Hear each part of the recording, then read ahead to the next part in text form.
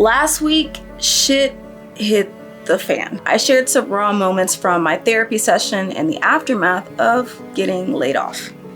Now I am navigating the messy emotions and finding my way through what my new reality is. But what exactly happened and what's next? I want to dive deeper into my recent layoff and how it has impacted not just my career, but also my personal life and future plans.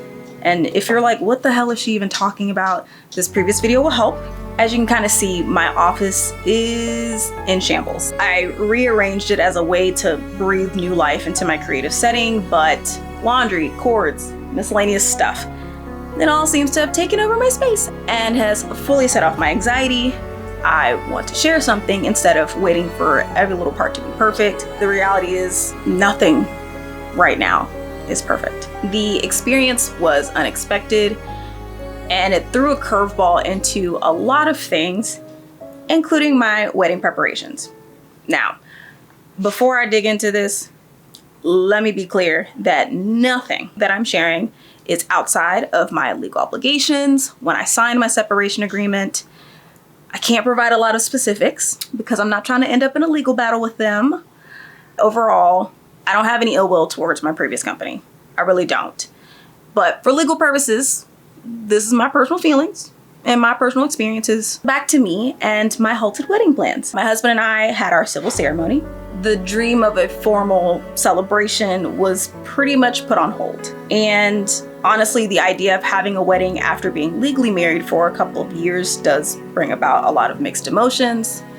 I'm trying to let go of a lot of traditional expectations, and I'm learning to embrace the uniqueness of our story and keep that as the North Star for when we are able to move forward and celebrating our union with our friends and family. Hang it in there, but it's a struggle. The aftermath of the layoff has brought about its own set of challenges.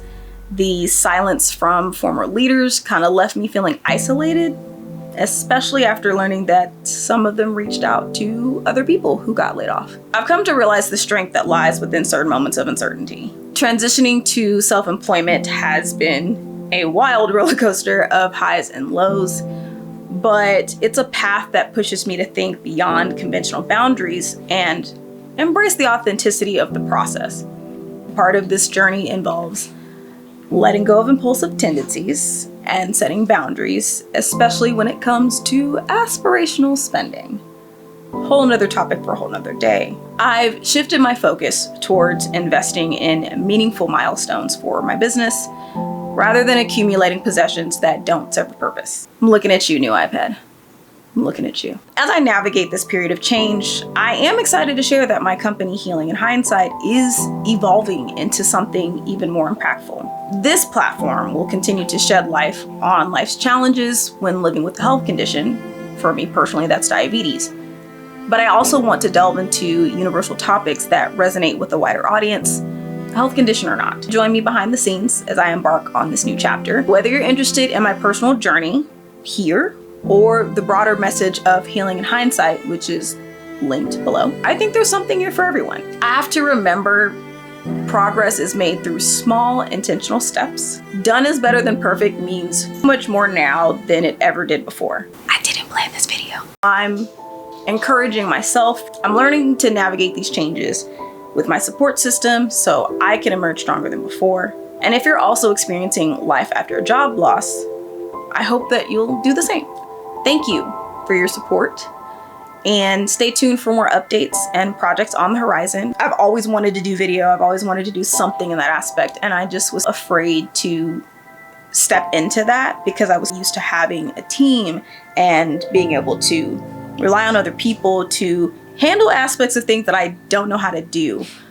But all of this is challenging me to dig deeper and find ways that I can share the stories that I want to share in a way that's meaningful, but also that I can feel good about without being overwhelmed by the lack of what I don't know. I'm appreciating this time despite how it came about, to take advantage of creating routines and flows and habits that sometimes I just feel like you can't really get into because of the fact that you're tied to a job.